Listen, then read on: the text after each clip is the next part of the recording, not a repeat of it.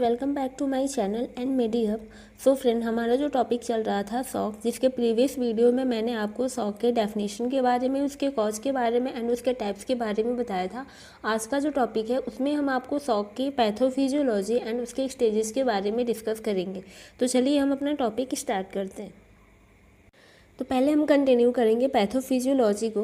तो पैथोफिजियोलॉजी में आपको क्या बताया गया है कि किसी भी इटियोलॉजिकल फैक्टर्स की वजह से, यानी due to etiological factor precipitating cause of shock, यानी कि किसी इटियोलॉजिकल फैक्टर्स की वजह से या शॉक के किसी कॉज की वजह से हमारे शरीर में क्या होता है, डिक्रीज सर्कुलेटरी वॉल्यूम, यानी कि जो सर्कुलेशन का लेवल होता है वो डिक्रीज होने लगता है, या सर्कुलेटरी वॉल्यूम होता है वो डिक्रीज होना स्टार्ट हो जाएगा। अगर सर्कुलेटरी वॉल्यूम डिक्रीज हो रहा है तो उसकी वजह से क्या और अपीयर हो सकता है, डिक्रीज कार्डियक वॉल्यूम, यानी कि ब्लड को पंप करने की जो कैपेसिटी होती है या सर्कुलेट करने की जो कैपेसिटी होती है वो डिक्रीज होना स्टार्ट हो जाएगा। अगर कार्डियक वॉल्यूम डिक्रीज हो रहा है या कार्डियक आउटपुट डिक्रीज हो रहा है तो उसकी वजह से शरीर में क्या हो सकता है, inadequate blood supply to body tissues, यानी कि हमारे बॉडी टिश्यूज में ब्लड का जो सप्लाई होगा वो नॉर्मल वे में ना हो के इनएडिक्वेट वे में होना स्टार्ट होगा, यानी कि अपर्याप्त मात्रा में जो ब्लड है वो सर्कुलेट होना स्टार्ट हो जाएगा। ठीक है, अगर इनएडिक्वेट ब्लड सप्लाई हमारे शरीर में होना स्टार्ट हो गया तो उसकी वजह से आगे चल के क्या हो सकता है, डिक्रीज टिश्यू परफ्यूजन, यानी कि जो टिश्यूज परफ्यूजन है वो डिक्रीज होने लगेगा। इट मीन्स हाइपोक्सिया की कंडीशन अपीयर हो जाएगी। हाइपोक्सिया की कंडीशन में क्या होता है कि ऑक्सीजन जो लेवल होता है वो ब्लड के अंदर बहुत ही ज़्यादा डिक्रीज हो जाता है। उस कंडीशन को ही हम हाइपोक्सिया के नाम से जानते हैं।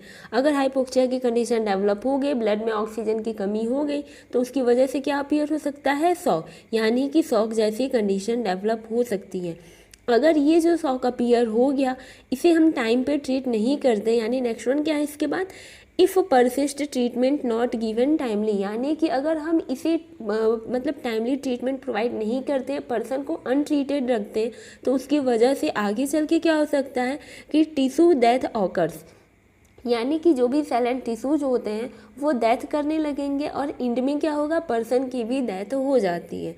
ठीक है, आई होप आपको पैथोफिजियोलॉजी समझ में आया होगा। तो चलिए आगे का जो पॉइंट है उसको हम डिस्कस करते हैं।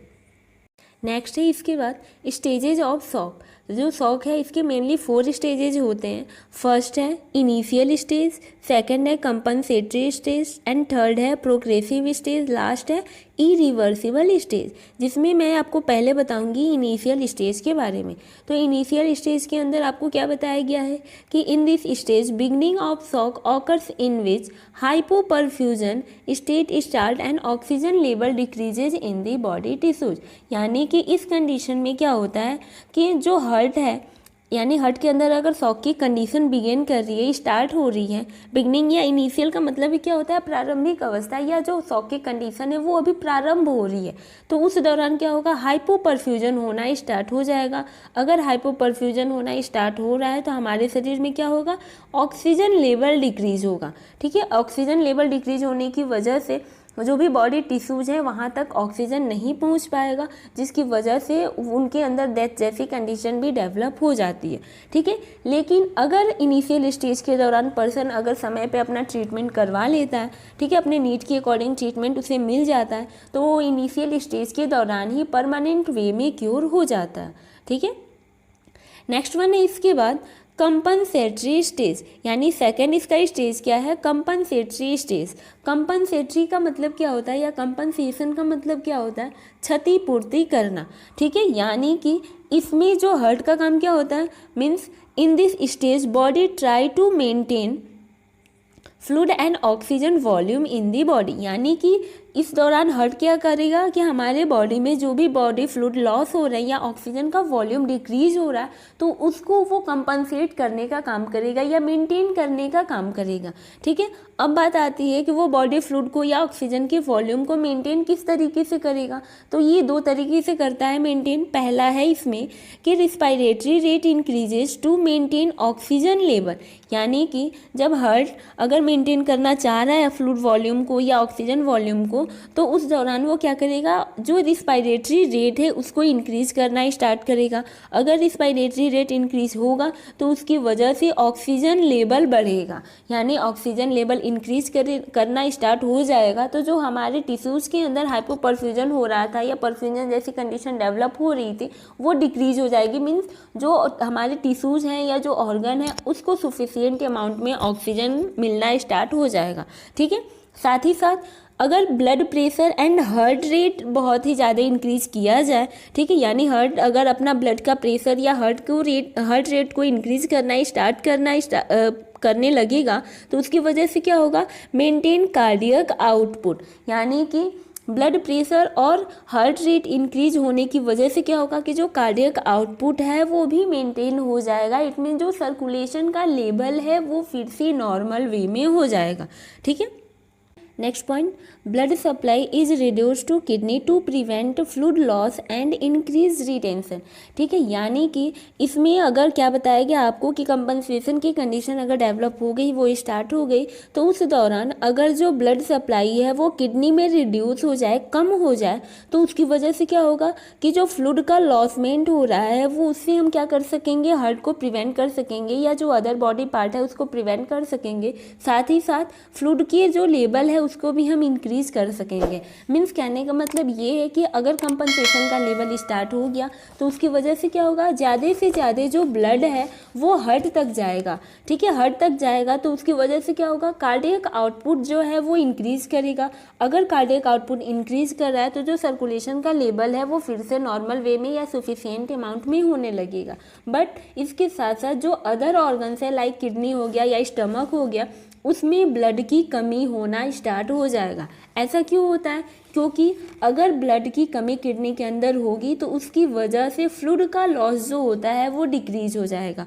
अगर फ्लूइड का लॉस डिक्रीज हो रहा है तो उसकी वजह से क्या होगा, हमारे जितने भी ऑर्गन है, ठीक है, या किडनी है, उसमें फ्लूइड का जो लेवल है वो इंक्रीज करना स्टार्ट हो जाएगा। अगर फ्लूइड का लेवल इंक्रीज हो रहा है तो हमारे बॉडी में क्या होगा कि जितने भी बॉडी के फंक्शन है, ठीक है, मीन्स जो फ्लूइड का लेवल है वो नॉर्मल हो जाएगा और जो सर्कुलेटरी लेवल है वो भी नॉर्मल वे में स्टार्ट हो जाएगा। मीन्स हमारे बॉडी को या हार्ट को सफिशिएंट अमाउंट में हार्ट पंपिंग भी स्टार्ट करेगा, साथ ही साथ सर्कुलेशन भी नॉर्मल वे में होना स्टार्ट हो जाएगा। ठीक है, नेक्स्ट वन है इसके बाद third, progressive stage. Progressive stage का मतलब क्या होता है, प्रोग्रेसिव का मतलब ये होता है बहुत ही ज़्यादा तेज़ी के साथ फैलना। यानी प्रोग्रेसिव स्टेज के दौरान आपको इसमें बताया गया है कि इन this stage begin when compensatory mechanism fails to maintain cardiac output।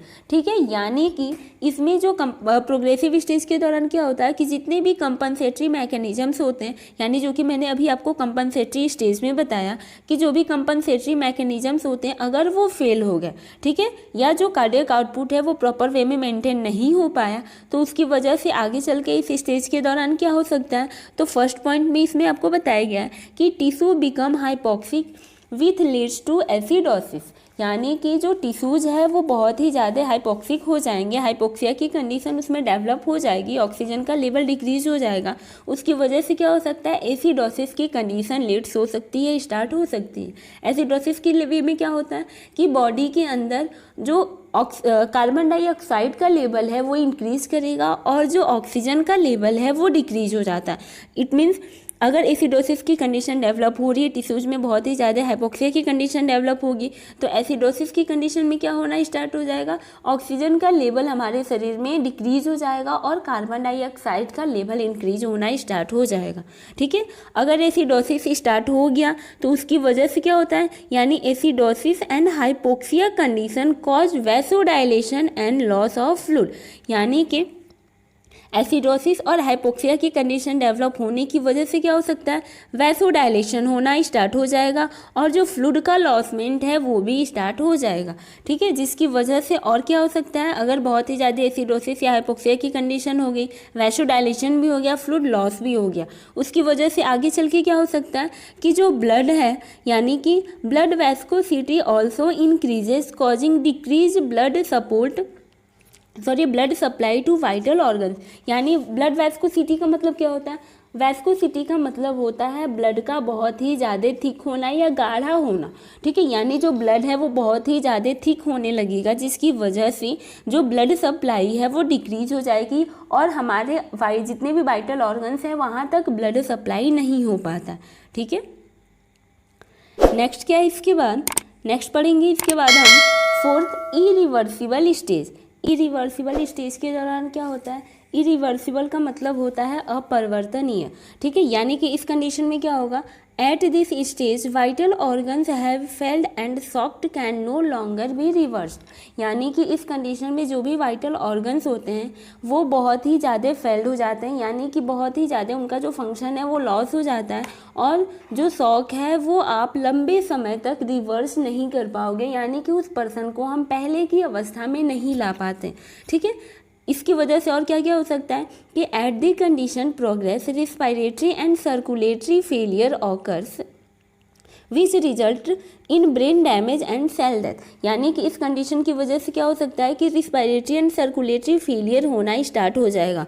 Respiratory और सर्कुलेटरी फेलियर अगर स्टार्ट हो गया तो उसकी वजह से ब्रेन डैमेज हो जाता है, ठीक है, और जो सेल्स हैं वो डेथ कर जाएंगी। इट मीन्स लास्ट में क्या होता है कि जो पर्सन है उसकी डेथ हो जाती है। यानी कि इरिवर्सिबल स्टेज के दौरान क्या होता है कि जो पर्सन है उसको हम शॉक से रिवर्स नहीं कर पाएंगे, जिसकी वजह से आगे चल के उसे बहुत ही ज़्यादा सीवियर रिस्पायरेटरी और सर्कुलेटरी फेलियर हो जाता है और सर्कुलेटरी या रिस्पायरेटरी फेलियर होने की वजह से जो उसका ब्रेन है वो डैमेज हो जाएगा, सेल डेथ करने लगेगी और इनमें वो उस पर्सन की शॉक की वजह से डेथ हो जाएगी, ठीक है।